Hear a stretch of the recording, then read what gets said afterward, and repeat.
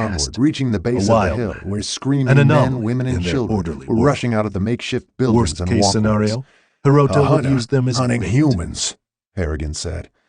What? The map provided by the shogunate had shown a small village killer? at the edge of the forest. Yeah, kind of so like that, Hiroto had picked Harrigan that said. as their destination. And we'd better hope to God there's Upon only arrival, one. it had proven even more pathetic than expected. Rapido, Simply a collection rapido! of rotten huts and Fernando stinking cried egg to his pens. neighbor's passel of Yet kids, it would provide swatting a their final little opportunity behinds to as they restock bolted their away. provisions. One of them Hiroto also breathlessly hoped for paused to glance up first-hand at Fernando, information. tears welling in his The little villagers saw the 7-year-old warriors eyes. approaching and abandoned Obrigado, their fields Fernando. to hide in their huts. Their mother, Solange, That was not was away surprising. when an explosion rocked Villages the like favela, this were often upturning menaced the by table one where conquering Fernando and his army or grandmother another. were having lunch, And during their times of usual peace, argument there about were how he always was wasting bandits. his life. One It started, farmer of remained course, in the with center of the flamboyant village to greet blouse. them.